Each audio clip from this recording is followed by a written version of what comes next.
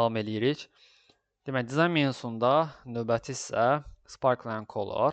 Yəni, standart olaraq mən buradan istədiyim rəng, Sparkline tətbiq edəcəyim rəng burada yoxdursa, bu formada istədiyim rəngi buradan seçib tətbiq edə bilərəm.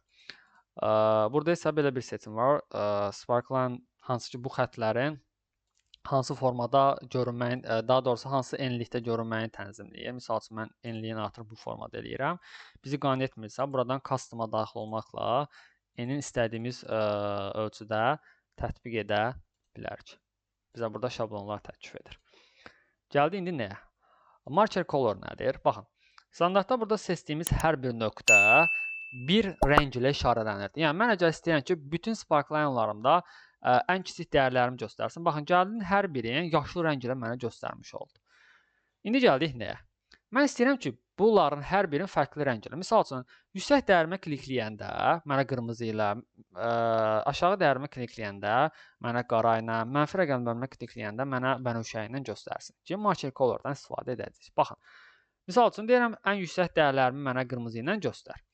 Ən kiçik dəyərlərimi isə mənə belə deyək də, qəhvəyi rəng ilə göstər. Baxın, mən gəlib əgər high point desəm, ən yüksək dəyərlərim qırmızı rəng ilə görsənəcək.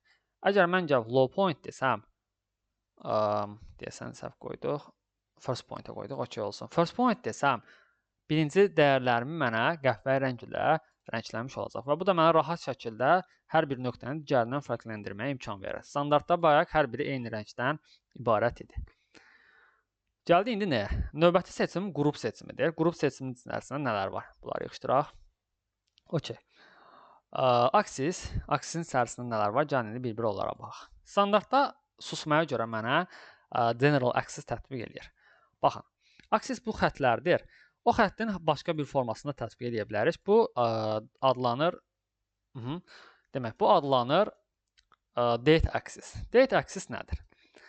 Date axis üçün gəlin belə bir şey tətbiq edək. Əvvəlcə buradakı tarixləri dəyişək. Misal üçün, hər ilin, deyək ki, 30-dan 30-una, hər ayın 30-dan 30-una hesablanır. 30, 01, 2019 və bunu artırıram bir ay. Bu standartda əvvəlcədən custom format qalıb. Baxın, sizdə bu formada olacaq.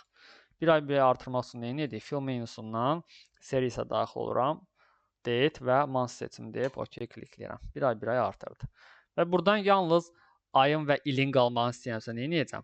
Ayın 4M yazdım, tam ayı yazsın yanvar. Bunların hər birinə baxmışıq əvvəlki dərslərdə və 4 dənə də Y hərfi yazdım ki, tam ili göstərsin. Yəni standartda backgroundda 30.01.2019-dur. Amma formatını dəyişdirməyə görə bu formada görsənir. İndi gəldik nəyə? Baxın. Dizayna daxil olun, bunun column formasını salıram. Nəyə görə? Column-da daha yaxşı görünür. Gəlin, bunda rəngini dəyişək.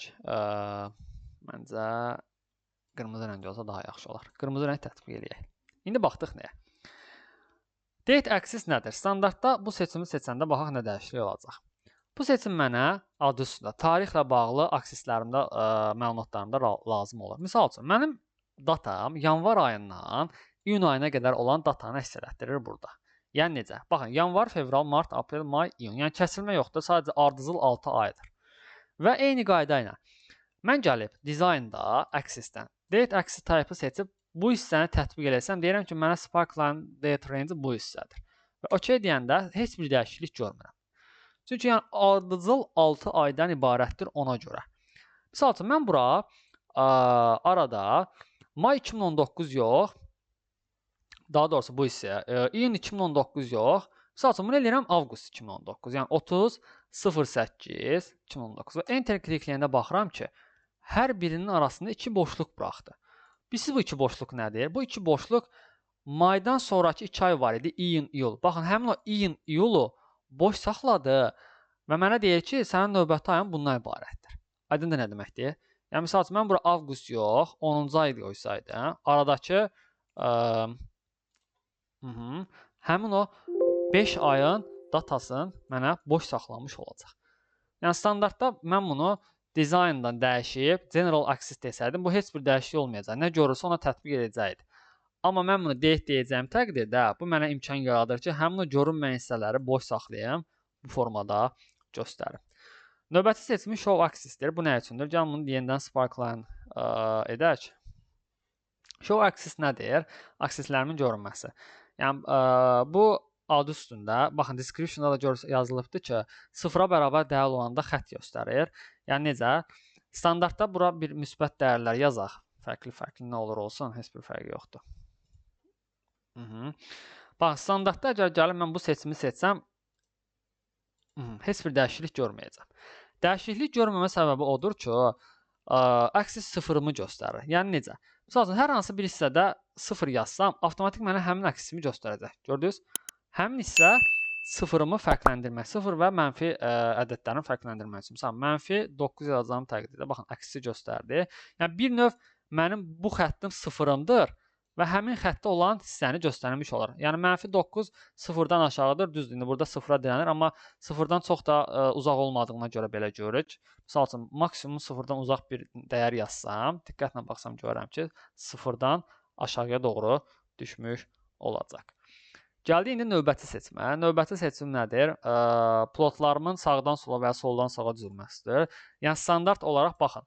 Mənim plotlarım necədir? Birinci dəyərdən başlayır. Yəni, birinci nöqtə birinci dəyəri, sonuncu nöqtə isə sonuncu dəyərimi göstərir.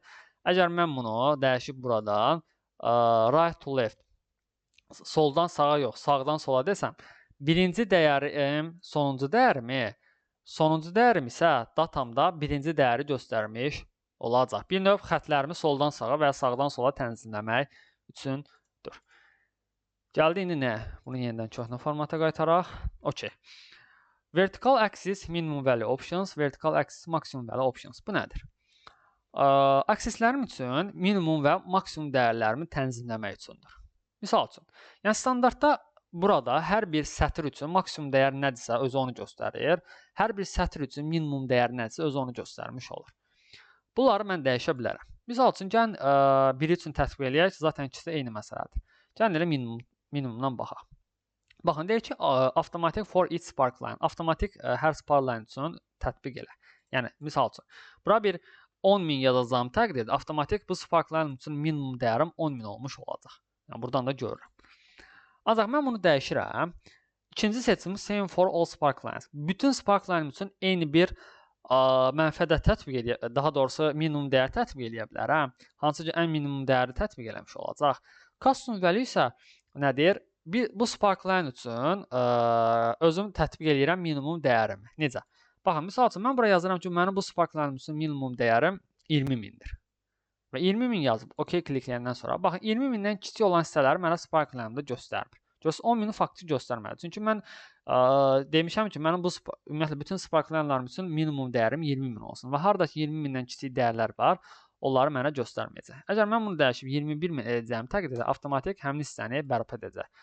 Əgər mən bunu dəyişib 19.000 edəcəyim təqdirdə avtomatik baxın həmin hissənin kiçik 19.000 20.000-ə yaxın deyə baxın həmin hissədə bir qırılma görmüş olacaq. Maksimum dəyəri də onun kimi özüm avtomatik istəyirəm ki, maksimum dəyərlərimi göstərsin mənə. Sonra buradakı növbəti seçimlərim nədir? Standartda hər birini seçəndə qruplaşdırılmış formada. Əgər bu sparkline digərlərindən çıxarmaq istəyirəmsə, qrupu ləğv eləmək istəyirəmsə, ungrup deyirəm. Baxın, artıq digərləri seçilmir. Əgər bu sparkline digərlərinə birləşdirmək istəyirəmsə, hər birini yenidən seçib qrup deməklə birləşdirə bilərəm. Sonra burada clear var. Clear'ın yanında drop down list 2 seçim var. Standartda bir clear'a klikləyəndə yalnız həmin sparkline-ı silir, Ctrl-Z ilə geri qayıtdım. Əgər bütün sparkline-ı silmək istəyirəmsə, baxın, bu drop down listə clear select sparkline group seçilmiş sparkline qrupunu sil deməklə tətbiq edə bilərəm.